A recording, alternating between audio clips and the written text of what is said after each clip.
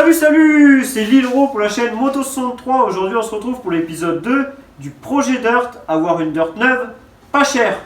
Aujourd'hui on va enlever le moteur HS pour que la moto soit prête à recevoir le nouveau moteur. Du coup on va enlever le réservoir et les carénages et en profiter pour lui faire une bonne toilette. De toute façon pour démonter les carénages c'est facile, c'est de la logique, il y a des vis, il faut les enlever. Là vous voyez j'ai enlevé tous les vis, les caches sont par terre. Je démonte maintenant la selle, il y avait deux vis dessous la selle. Comme vous voyez c'est très sale. Profitez-en pour nettoyer. Pour enlever le réservoir, il ne reste plus que ce vis et le réservoir s'enlève. Pensez à débrancher la durite qui va jusqu'au carbu. Enlevez le réservoir. Comme vous voyez j'ai enlevé la durite qui était juste là. Donc j'ai bien mis sur off pour pas que ça coule. Maintenant que tout l'habillage a été enlevé, nous allons passer à tout ce qui gêne pour enlever le moteur. C'est-à-dire le carbu, le câble d'embrayage, déconnecter l'allumage. On va commencer par enlever le petit capuchon du carbu. Dedans, il y a l'aiguille. Pour ne pas perdre toutes ces petites parties, nous allons les couvrir avec un sac poubelle et un élastique ou bien un sachet comme moi. Ça évitera que ça prenne la poussière. Moi je fais comme ça, d'autres personnes font autrement, c'est ma façon de faire ça. Maintenant nous allons enlever le carbu. Nous n'enlèverons pas directement le carbu par cette partie, mais directement à la pipe d'admission. Il y a deux vis à retirer et à dévisser.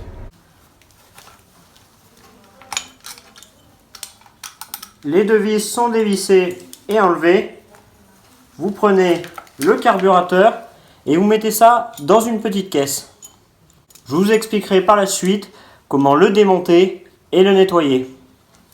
Les deux vis que vous avez dévissées de la pipe d'admission, gardez-les. Normalement c'est fourni avec le nouveau moteur, mais gardez-les par sûreté. Donc maintenant on va passer à la partie qui va vous sembler sûrement la plus dure. Débrancher l'allumage, mais c'est très facile. Sous ce petit carter, il y a l'allumage. Il y a un fil qui sort, suffit de le suivre, de trouver la cosse et de l'enlever. Ensuite, il faut enlever la masse. Moi, la masse, elle est ici, mais elle peut se trouver sur n'importe quelle vis du moteur ou bien sur le cadre. Après, le faisceau électrique, soit vous gardez celui-là s'il est en bon état. Quand vous allez recevoir votre moteur neuf, il y aura l'allumage et le petit fil qui va en sortir et vous aurez juste à rebrancher la cosse. Mais si comme moi vous recevez un faisceau électrique neuf, si vous avez envie de vous embêter, remettez un faisceau électrique neuf. Comme je vous ai expliqué juste avant, je dévisse le vis, j'enlève la masse et je le mets autour du cadre. Comme ça, je ne la perds pas et je la remettrai au même endroit sur le prochain moteur. Ensuite, nous allons enlever le sabot. Alors, vous avez une vis ici et un autre vis qui se situe de l'autre côté au même endroit. Vous avez aussi ces deux gros vis qui tiennent aussi le moteur. Une fois que vous aurez enlevé tous ces vis, le sabot va s'enlever. Mettez-le au même endroit que le carbu. Il faudra le remonter quand on aura mis le moteur neuf.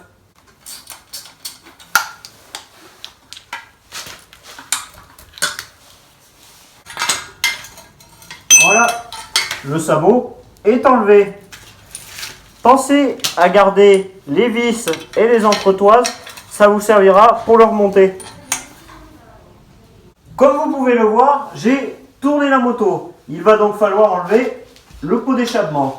Vous le mettrez avec le carbu et le sabot dans une petite caisse pour ne pas y perdre lors du remontage. Alors, pour démonter le pot d'échappement, vous démontez par ici, tiens. Et ici, il y a deux vis. Vous dévissez, vous retirez.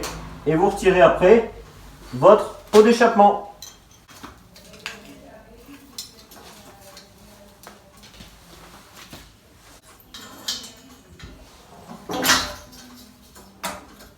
Et voilà, le pot d'échappement est enlevé.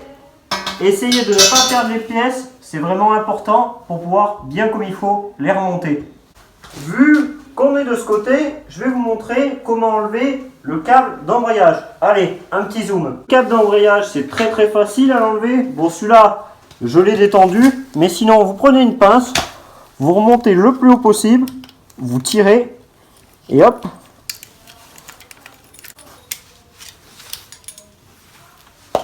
Et voilà.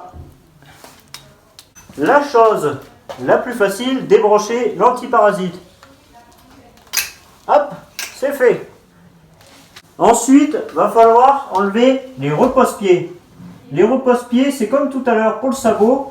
Il y a deux vis qui tiennent les repose-pieds. Faut les dévisser et le repose-pied va s'en aller. Je vais vous montrer où elle se trouve.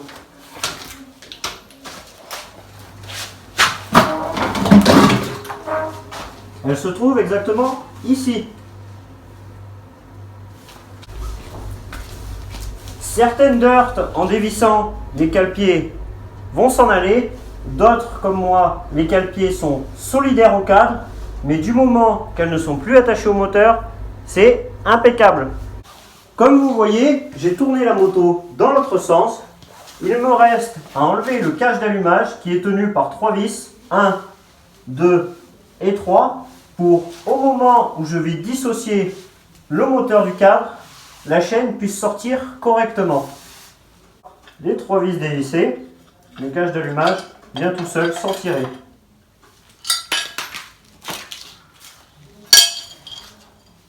Normalement, le cache d'allumage est fourni avec le nouveau moteur, mais gardez-le quand même.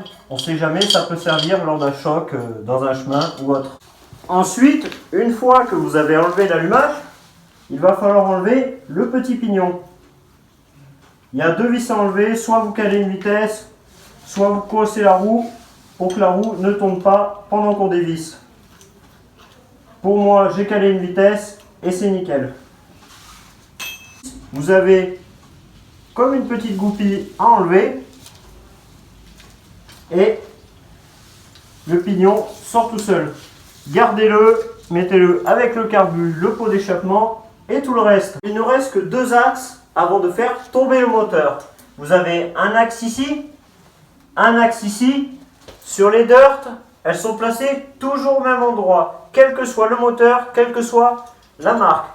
Pour enlever ces axes, c'est facile. Une clé de l'autre côté, une clé de l'autre et on dévisse. Commencez par enlever celui-là, retirez-le.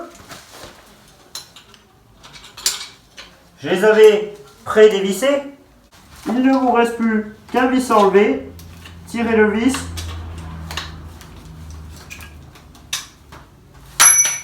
Attention, le moteur n'est plus tenu par rien du tout. Ça pèse tout de même 20 kg.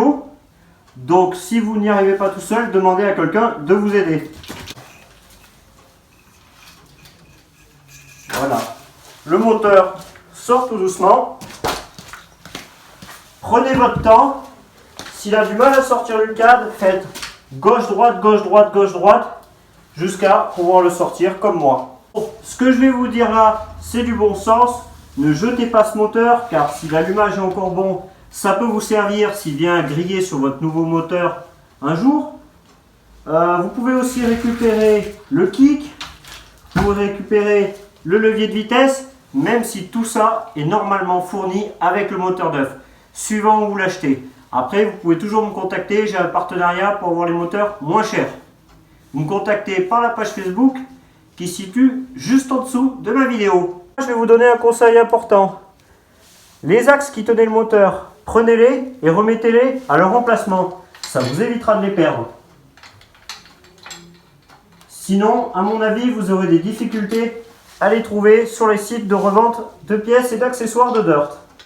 J'espère que cette vidéo aura été claire, qu'elle vous aura fourni de bonnes explications. Après, même si ça a l'air d'un bordel monstre, c'est très facile. Il suffit de suivre ma vidéo pas à pas et vous arriverez à démonter n'importe quel moteur de dirt. Quand on pense que c'est pour au final avoir une dirt à peu près 400 €, ça vaut le coup. Parce que pour démonter le moteur, vous n'en avez pas pour plus de 2 heures. Même pour un amateur. Donc maintenant, ça coule de source. Vous avez vu que la moto était bien sale. Je vais la nettoyer. Après vous faites comme vous voulez. Mais perso, tant qu'elle est toute démontée, autant bien la nettoyer comme il faut. Salut, et on se retrouve très prochainement pour l'épisode 3.